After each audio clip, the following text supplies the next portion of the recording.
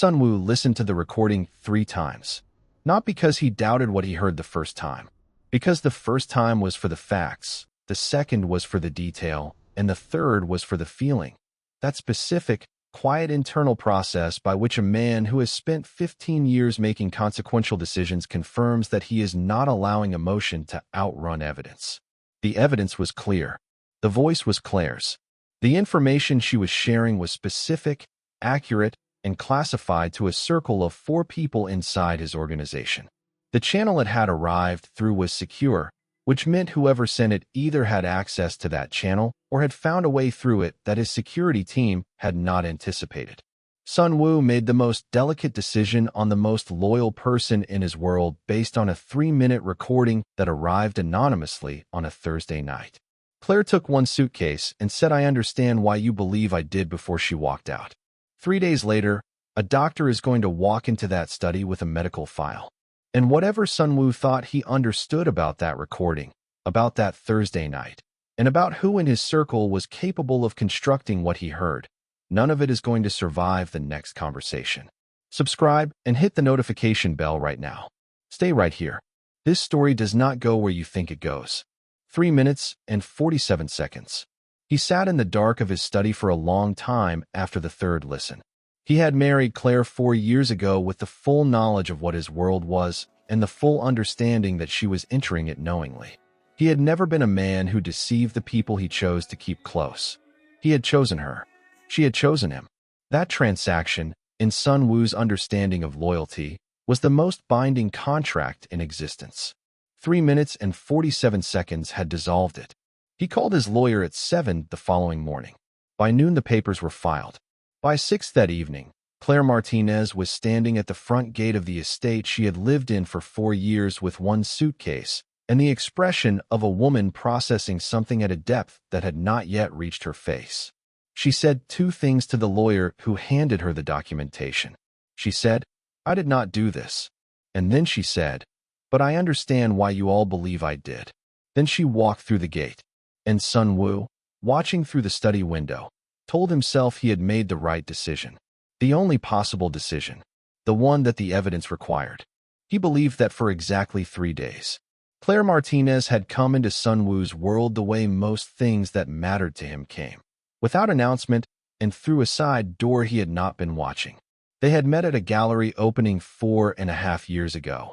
A private event in the kind of building where the art was secondary to the business conducted quietly in its vicinity. She was there as the guest of a curator friend. He was there because 3 of the evening's other attendees were business contacts, and one of them had specifically requested his presence. They had spoken for 11 minutes at the edge of a room containing $8 million of contemporary art, and Sunwoo, who had spent 15 years developing the ability to assess the character of a person in under 30 seconds, had found himself revising his assessment of her 3 times in 11 minutes. She was not performing. That was the first revision. The second was that she knew he was not performing either and was neither intimidated nor particularly impressed by it. The third was that she was the most direct person he had spoken to in a social context since he could not accurately remember when. She knew who he was. Not in full detail, but enough. She had said, at the 9-minute mark, with the directness of someone who considered small talk a form of disrespect, "You have a reputation for making things either very certain or very absent. Is that something you find useful or just something that has become true?" He had looked at her for a moment. "Both," he had said. "Honest," she had said, and had moved on to a different subject without making anything of it. He had called her the following week.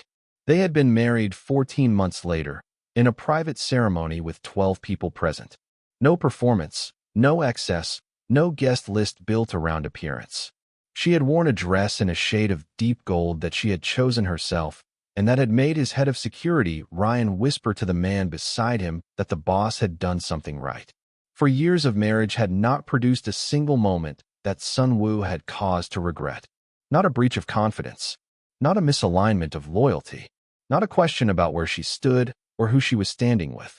Claire had understood the world she married into and had moved through it with the particular grace of a woman who had decided what she owed it and what it owed her and had maintained those terms with no renegotiation required. And then Thursday had arrived. The recording had come through his secure channel at 11:03 p.m. He had been in the study reviewing a supply chain report. He had opened it the way he opened everything that arrived through that channel, with the professional attention of a man who understood that information arriving at 11 p.m. through a secure line deserved his full focus. He had listened, and listened again, and sat with it. The information in the recording was accurate. That was what made it impossible to dismiss. Not approximately accurate, precisely accurate. The safe house location she mentioned had been established 3 weeks ago. The route information aligned with a modification made 10 days before the recording. These were not details that could be assembled from external intelligence. They required internal access. By the time the sun came up on Friday, Sun Woo had done something he had never done in 15 years of operating in a world where decisions had to be made fast and made finally. He had made one without checking it. The secure channel notification arrived at 11:03 p.m. Sun Woo was still at his desk, which was not unusual. He kept hours that corresponded to necessity rather than convention, and Thursday evenings frequently involved supply chain reviews that his operations team prepared on the assumption that he would read them the same night they were filed. He opened the notification the way he opened all secure channel messages, with the reading glasses he wore only in private, on a screen that did not face any window or door, with the automatic discipline of a man who had handled sensitive information for long enough that the handling had become physical habit. There was no message, only an audio file, no sender identification, which was possible through the secure channel but unusual. The channel was designed for his inner circle. Unidentified senders were a category that existed in theory and had not, in practical use, ever occurred. He opened the audio file. Her voice came through the speaker at a volume he immediately lowered, not from fear of being overheard. The study was the most soundproofed room in the building, but from the instinct of a man who had just encountered something that required close attention rather than broad reception. He listened. 3 minutes and 47 seconds. Claire's voice, the cadence, the phrasing, the specific texture of her consonants that he would have recognized in a room of 100 voices. In conversation with someone whose voice was altered beyond identification. She was describing a route modification. She was providing the timing of a specific supply movement.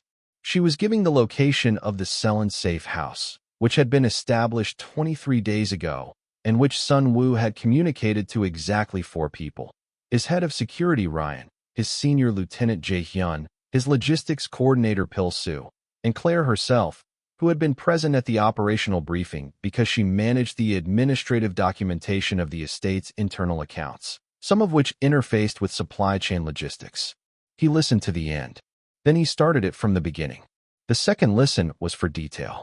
He was noting the specifics, the route designation she used, which matched the internal coding system exactly, the timing she provided, which was accurate to within the window he had specified, the safe house reference, which used the shorthand nomenclature his operations team had developed and that did not appear in any external documentation. He started it a third time. The third listen was not for information. He already had the information.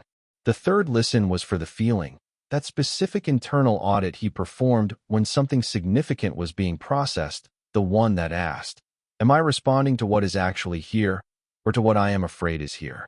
What was actually here was 3 minutes and 47 seconds of his wife's voice sharing classified operational intelligence with an unknown party through a channel she should not have had access to. He took off his reading glasses. He set them on the desk. He looked at the city through the study window for a long time. Then he called his lawyer. At 7 in the morning. Because making a call at 7 meant he had sat with it all night and still arrived at the same place. Which meant it was not a reactive decision. Which meant he could not be told it was. He told himself this. He believed it. Ryan had told him she was not in the East Wing when the lawyer arrived. She was in the kitchen, which was where she was most mornings. Not because it was expected of her, but because she had told him once, early in the marriage, that kitchens were the rooms that told you the truth about a house, and she preferred to spend the first hour of her day somewhere that told the truth. He had not gone to the kitchen. He had asked Ryan to inform her that her presence was required in the main sitting room and had waited there with the lawyer and the documentation. She had arrived in 4 minutes, which meant she had heard something in the phrasing of Ryan's message that required no delay. She was dressed, which also told him something. She had been up. She had not slept. She looked at the table, at the documents, at Sun Woo sitting on one side of the room and the lawyer on the other. Something moved across her expression that was not surprise. Not entirely. More like recognition. The specific expression of someone encountering the thing they had half expected without allowing themselves to fully expect it. She sat down. She read the documents with the attention she brought to everything, complete, unhurried, missing nothing. Then she looked at Sun Woo. "The recording," she said. It was not a question. He did not answer it as one. "Yes. May I hear it?" He had thought about this. He had decided, at some point in the night, that he would not play it for her because the playing of it was not the point. The point was the information it contained and the channel through which it arrived and the 4 people who had access to both. Playing it would make the conversation about the recording rather than about the decision. He had already made the decision. "No," he said. She looked at him for a moment. He watched her process this, not the no itself, but what the no meant about the conversation they were not going to have. He watched her decide not to argue about it, because arguing about it would have been about her comfort rather than about the reality. And Claire had never prioritized her comfort over the reality. "I see," she said. She signed where the lawyer indicated. She did not read the signing sections without reading the surrounding provisions first, because she was not a woman who signed documents without understanding them fully, regardless of the circumstances. It took 11 minutes. When she was done, she put the pen down and looked at Sun Woo with the directness that had been the first thing he had noted about her in an art gallery 4.5 years ago. "I did not do this," she said. He held her gaze. He did not respond. He had known she would say this. He had known it would sound exactly as it did. Not desperate, not pleading, just stating a fact with the flat authority of a person who knew the fact to be true and was recording it for the room regardless of whether the room believed it. "But I understand why you all believe I did," she said. And she left the room. She was at the gate within 40 minutes, which meant she had packed the suitcase before she came to the sitting room, which meant the not entirely surprise on her face when she saw the table had been accurate, which meant she had heard something, in the days before Thursday, that had told her something was building. Sun Woo stood at the study window and watched her go through the gate. He told himself she would have said exactly those 2 sentences whether she was guilty or innocent. That was what someone in her position would say regardless of the facts. The facts were in the recording. He turned away from the window. He thought about the suitcase, about the fact that it had been packed, about what it meant that she had packed it before she came to sign the papers. He thought about it for a long time. Then he went back to work because work was the one place where everything had a correct answer if you looked carefully enough. Claire Martinez arrived in the sitting room already knowing. She signed the documents without drama. She said, "I did not do this and I understand why you believe I did." And she left. She had packed the suitcase before she came downstairs. Sun Woo is now standing at a study window, telling himself a woman would say those 2 sentences whether she was guilty or innocent. He is doing a lot of telling himself things this morning. Subscribe right now and hit the notification bell, because in exactly 72 hours a doctor is going to walk through that study door with a file that is going to make all of this self-telling very expensive. Stay right here. The room was on the 4th floor of a building in the Mason district that had been clean and functional when it was built 15 years ago, and was still clean and functional now in the specific way of spaces that had never been asked to be anything more than adequate. Claire had paid 3 weeks in advance in cash. She had a bank account in her name that had nothing to do with Sun Woo's financial infrastructure, not from distrust, but because she had always maintained the architecture of her own financial independence as a quiet personal principle. The account was modest. It was hers. She unpacked the suitcase on the first evening and understood, looking at what she had brought, that some part of her had been packing it in her head for the 6 weeks before Thursday, when the anomaly in the logistics accounting had first appeared and she had started to understand that something in the organization was moving in a direction it was not supposed to move. She had not packed for a vacation. She had packed for a working situation. The suitcase contained her personal documentation, a change of clothes, a toiletry kit, and a separate compartment that held a brown envelope containing printed spreadsheet extracts, a handwritten timeline on 3 sheets of paper, and a USB drive with the original digital files. 6 weeks of work. The kind of work she had done quietly and without announcement because her threshold for bringing an accusation against anyone in Sun Wu's inner circle was not suspicion. It was certainty, and she had been, as of Thursday morning, approximately 2 weeks from certainty. Thursday night had arrived first. She spent the first day in the rented room going through everything she had assembled, looking for what she might have missed, looking for the connection between the anomaly she had been tracking and the recording that had arrived on Thursday night, because those two things could not be coincidental, and the connection between them was the shape of what she was dealing with. By the end of the first day, she had the shape. By the end of the second day, she had the name that the shape pointed to, not with the certainty she would have preferred, with enough certainty to know what the next step needed to be. The problem with the next step was delivery. She could not walk back into that estate. She would not have been admitted. She could not call Sun Wu, whose number had been removed from her accessible contacts when Ryan had processed the estate's security update following the divorce. She could contact his lawyer, but his lawyer's loyalty was institutional rather than personal, and information delivered through his lawyer would be received through that filter. She needed a delivery mechanism that Sun Wu would receive as credible and neutral, someone whose relationship with him was professional and whose authority in a specific domain was unquestioned. On the morning of the third day, she left the rented room and walked to a public telephone box 2 streets away that she had noted on the first evening, because she had always made a practice of noting the location of public telephones, in the way that people who had grown up around contingency planning made a practice of things that other people considered unnecessary. She called Dr. Beck Sianu's private practice line. He answered on the 4th ring. "Dr. Beck," she said, "this is Claire. I need you to look at my surgical records from 18 months ago. I need you to compare the acoustic characteristics of my pre- and post-operative vocal patterns. And then I need you to listen to an audio recording and tell me what you think." A pause. Then, "Claire, where are you?" "That's not relevant right now," she said. "Will you do it?" Another pause. "Send me what you have," he said. "Give me 24 hours. "Thank you," she said. She did not tell him what to do with what he found. She trusted that a physician who understood medical evidence would know what professional obligation required of him when he found it. She walked back to the rented room. She made tea on the small kettle that had come with the room. She sat at the narrow desk and opened the brown envelope and looked at 3 sheets of handwritten timeline that pointed at a name she had not yet said out loud to anyone. She said it now, quietly, to herself, in a rented room in the Mason district on the 3rd day after her marriage ended. Jaehyun Seol. She said it the way you said the name of a thing once you were sure enough, so that the saying of it made it real rather than theoretical and confirmed that you were prepared to stand behind it. She was prepared. Claire Martinez is in a rented room in the Mason district with a brown envelope that contains 6 weeks of documentation pointing at a name she has just said out loud for the first time. She has called Dr. Beck from a public telephone. Dr. Beck has 24 hours. And Sun Wu is in a study 2 districts away reviewing supply chain reports, telling himself he made the right decision.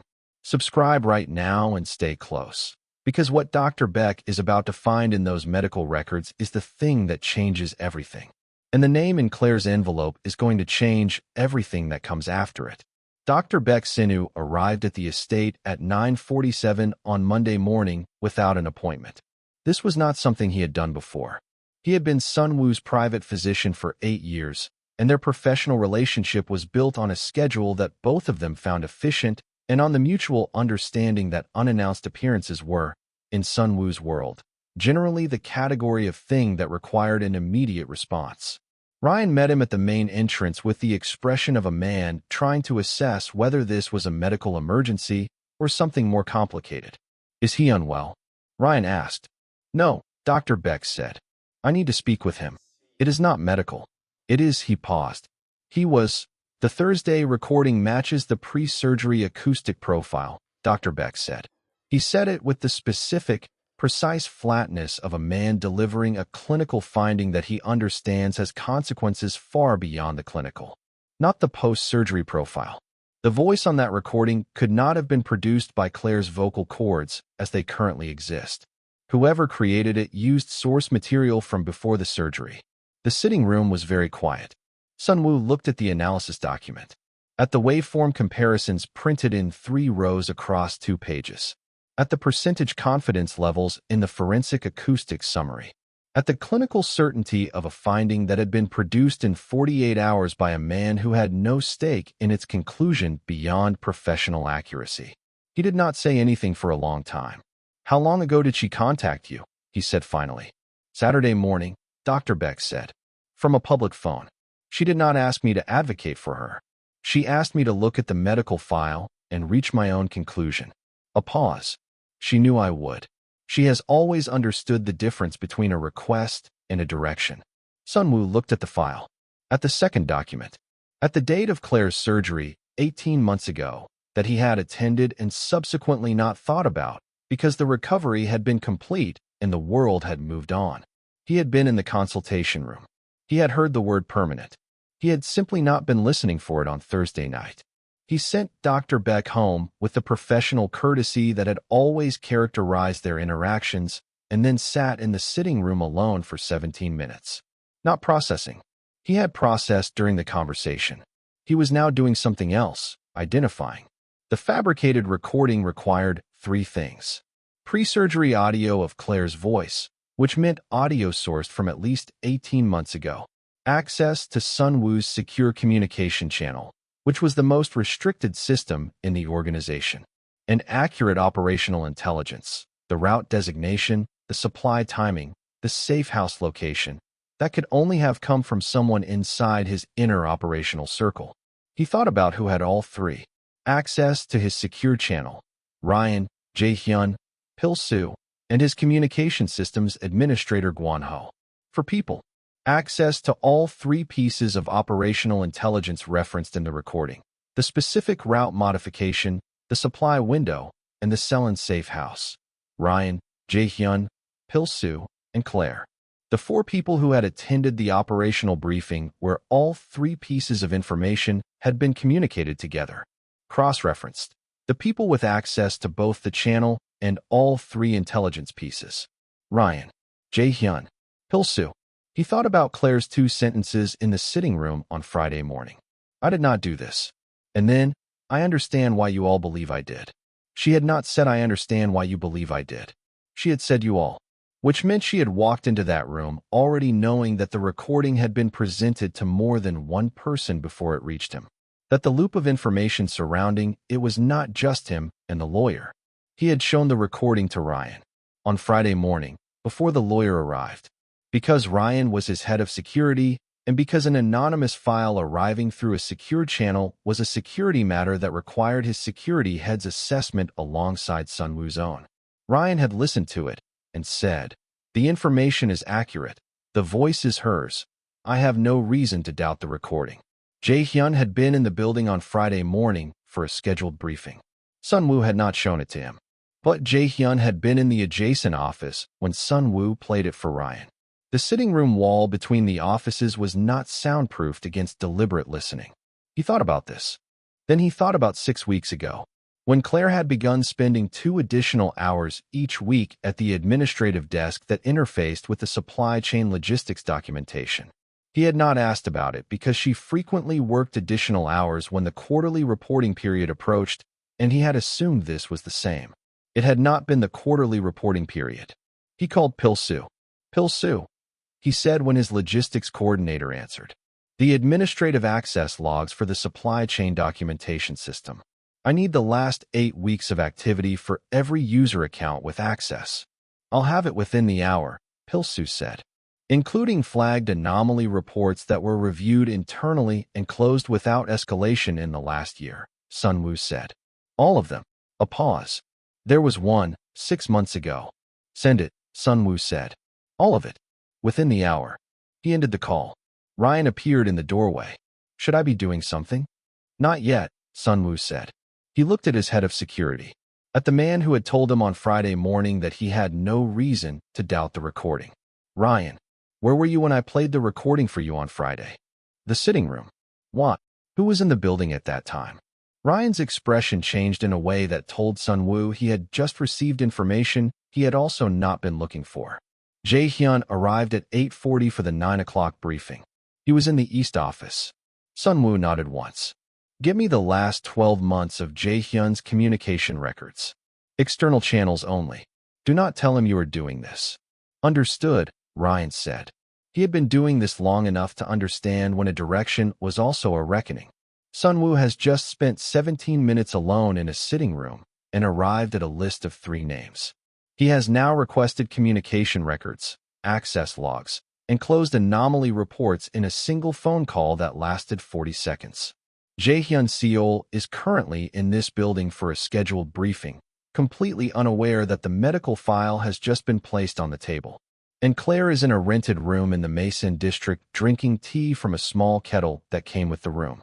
Subscribe right now, because what Pil-su's access logs and Ryan's communication records are about to confirm is going to make the next 24 hours in this organization very specific and very final. The access logs arrived in 53 minutes. Sun-woo read them the way he read everything, with the specific attention of a man looking for the thing that should not be there. In financial documents, the anomaly was usually in the rounding. In communication records, it was usually in the timing. In access logs, it was usually in what had been accessed and then closed without producing a corresponding report. Claire's access profile in the supply chain documentation system showed elevated activity across 6 weeks, which confirmed what he had observed without understanding. She had been in the system more than her role required. The files she had accessed clustered around a specific subset of logistics accounts that did not fall under her primary administrative remit. Cross-referenced with the closed anomaly report that Pil-su had sent, a flagged discrepancy from 6 months ago involving a transit account that had shown irregular movement across 3 quarters before the pattern became visible. The shape of what Claire had been looking at became clear. She had found the anomaly in the account. She had been tracing it backward through the system, following the account movement to its source. She had been 6 weeks into a trail that, if followed to its conclusion, would have pointed at the specific account structure through which Jae-hyun's payments from the rival organization had been channeled. Sun-woo thought about the timing.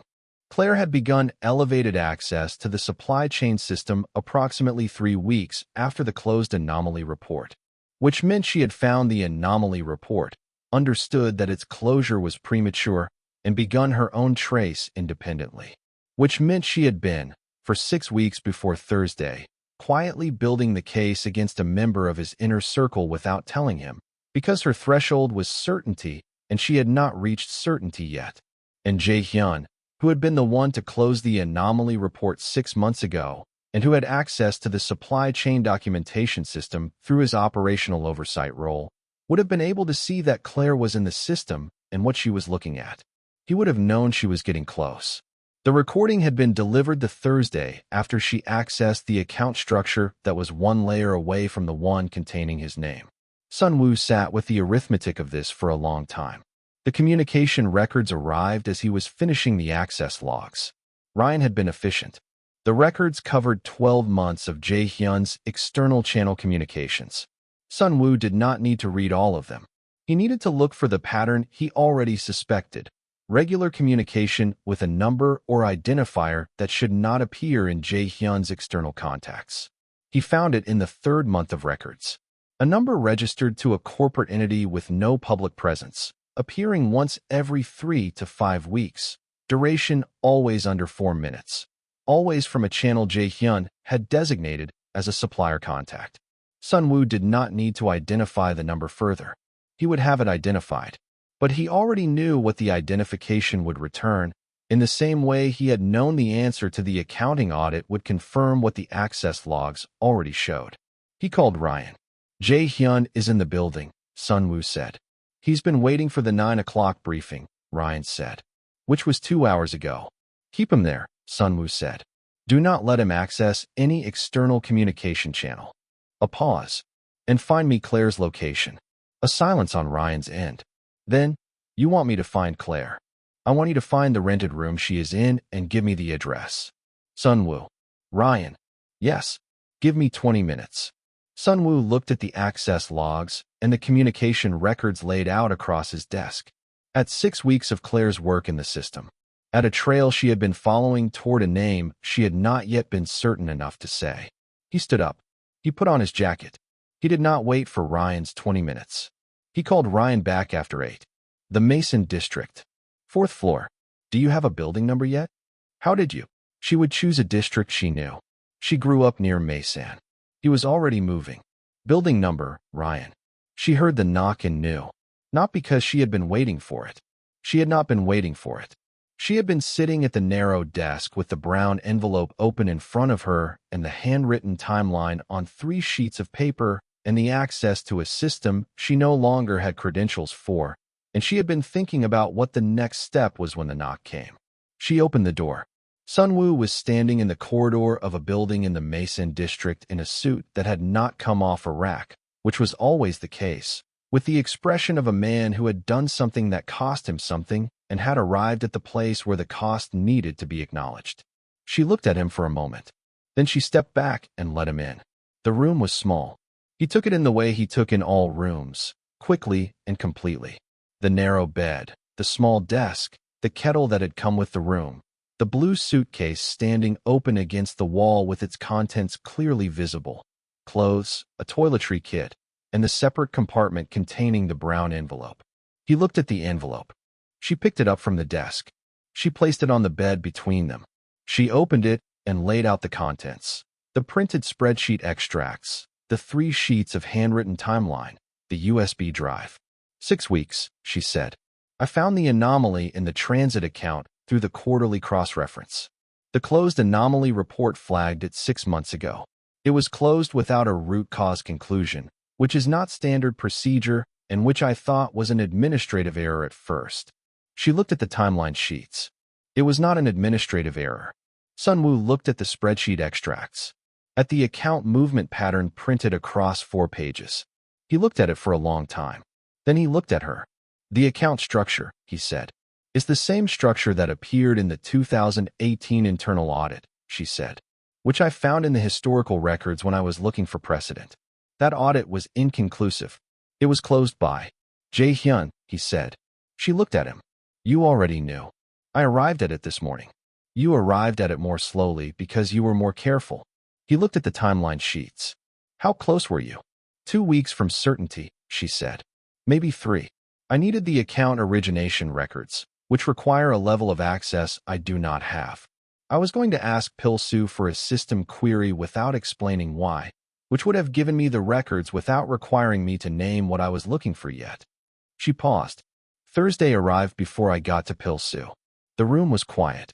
He saw you in the system, Sun Wu said. He knew you were following the trail. He moved before you got there. Yes, she said. The recording removed you from the estate and from access to the system. It removed you from me. He said it with the specific flatness of a man naming the mechanism of something so that it did not remain in the category of the unexamined. 2 purposes. 2 purposes, she confirmed. He looked at the brown envelope, at the contents laid out on the narrow bed of a rented room in the Mason district. Why did you not tell me what you were finding, he asked. Because I was not certain yet, she said. And because the person I was building a case against is someone you have trusted for 6 years. My threshold for bringing that to you was not suspicion. It was not near certainty. It was complete certainty with documentation that left no room for an alternative conclusion. She looked at him directly. I know your world. I know what happens when an accusation like that lands without sufficient evidence. I was not willing to bring it to you unfinished. He looked at her. At the 4.5 years of her face and the 4 years of this marriage and the specific quality of her directness that had been the first thing he had noticed about her and that had not changed in any of it. The recording, he said. I did not, he stopped. Started again. I did not verify it. I know, she said. I have verified everything for 15 years. Every piece of information that informed a consequential decision. I have not made a decision of that scale without checking the source and the mechanism and the counter-evidence. He looked at the narrow bed and the brown envelope and the kettle that came with the room. I did not check this. No, she said. Why not? She was quiet for a moment. Not because she did not have the answer. Because the answer was the kind that deserved a moment before it was given. Because it was about me, she said. The things that are closest to us are the ones we check least carefully. Not because we trust them more. Because we cannot afford to find out they are wrong. He held that. It was the most accurate thing anyone had said to him in a very long time. Possibly ever. Claire Martinez just told Sun Wu something that 15 years of running one of the most controlled organizations in the city has not equipped him to argue with. The brown envelope is on the bed. The access logs are on his phone. Jaehyun Seol is in a building 2 districts away waiting for a briefing that is about to become something entirely different. Subscribe right now and stay close. Because what Sun Wu does when he leaves this room is the most consequential hour of this entire story. And the last thing on that handwritten timeline in Claire's envelope is a date. Today's date. He dealt with Jaehyun that afternoon. Not loudly. Sun Wu did not speak loudly. He did it the way he did everything consequential. With precision, with complete information, and with the specific economy of a man who understood that the difference between a message and a result was the removal of everything unnecessary from the space between them. Jaehyun, who had spent 6 years reading Sun Wu's silence correctly, and who had spent the last 2 hours in the East office understanding that something had shifted in the quality of the building's atmosphere, looked at the access logs and the communication records when Sun Wu placed them on the table and did not attempt to manage the conversation. He had built his career on the ability to read situations accurately. The situation was accurate. Sun Wu said 3 things. The first was a statement of what he knew. The second was a statement of what had already been set in motion as a result of what he knew. The third was a single question. Was there anything Jaehyun wanted to say? Jaehyun said one thing. He said, "I underestimated her." He meant it as a statement of professional miscalculation. Sun Wu received it as something considerably more than that, and said nothing further because nothing further was required. Ryan handled the remainder. He was thorough, and he was quiet, and he had the particular capability of a man who understood that some situations did not benefit from witnesses. By evening, the organization had been restructured around the gap that Jaehyun had left in it, which was less disruptive than it might have been because Claire's documentation provided a complete audit trail of the damage done in the preceding 11 months, and because Pil-Su, who was thorough and loyal and had been uncomfortable about the closed anomaly report for 6 months without being able to name why, was well-positioned to absorb the operational oversight role. Sun Wu returned to the Mason district at 7 in the evening. She was still in the room. He had known she would be. Not from assumption, but from understanding. The specific understanding that 4 years of actual knowledge of a person produced. She would wait because she had not yet decided what she was waiting for, and Claire did not move until she had made her decision. He knocked. She opened the door and looked at him with the expression of someone who had been sitting with a specific question and was about to receive the answer she had been deciding whether she wanted. He sat in the narrow desk chair. She sat on the edge of the bed. The brown envelope had been repacked. The suitcase was closed. "It's done," he said. She nodded once. "The organization is stable. The damage from the last 11 months is documented and contained. Pil-Su is handling the operational transition." He looked at the closed suitcase. "The divorce filing has been withdrawn. The lawyer has been instructed." She was quiet. "Claire." She looked at him. "I made a decision on Friday morning without checking it," he said. "In 15 years I have not done that. I have also not, in 15 years, had the decision involve something I could not afford to find was wrong. You named that correctly this afternoon. I did not check it because it was about you. Because if I checked it and the check confirmed the recording, then it was confirmed. And if I checked it and the check refuted the recording, then I had done something that could not be undone by the refutation." He looked at his hands. The specific discipline of a man making himself say something that precision of language did not make comfortable. "I chose to not check it because not checking it allowed me to make the decision from evidence rather than from having to live inside the uncertainty of what the checking might find." He looked at her. "That was not professional failure," he said. "That was personal failure. And those are different things in my world, and in yours, and I know the difference." She looked at him for a long time. At the man who had built 15 years of certainty into the architecture of every decision he made and who had just, with more precision than most people brought to confession, named the specific crack in it that had cost both of them 3 days. "Why did you not fight it?" he asked. The question from the rented room that she had not yet answered. "On Friday morning. You signed it. You left. You did not argue." She looked at the closed suitcase. "Because you had made a decision based on evidence," she said. "And I knew what the evidence was, and I knew I sounded like every person who had ever said I did not do this and been lying. Arguing would not have changed the weight of the evidence you had. It would only have made me someone who argued, which changes nothing." She paused. "You needed better evidence. I could not provide better evidence in that room at that moment. So I went and found some." "You found a doctor," he said. "I found the most credible neutral party available to me with access to the relevant medical facts," she said. "And I asked him to look at it himself and decide what professional obligation required." "You trusted him to do that?" "I trusted his professional integrity, yes." She looked at Sunwoo. "The same way I trusted yours. Which is why I knew that if the evidence was correct, you would act on it." He was quiet. "The suitcase was packed," he said, "before Friday morning. You had already." "I had been watching something build for 6 weeks," she said. "I did not know what form it would take. I only knew that whatever Jae-hyun was going to do, he would need to do it before I reached certainty, and that the response would involve me being removed from the situation." The suitcase was preparation. He looked at her. At the woman who had packed a suitcase 6 weeks in advance of a crisis she had been tracking toward and had then walked into a sitting room on Friday morning, signed divorce papers, said 2 sentences, and gone to a rented room to find better evidence.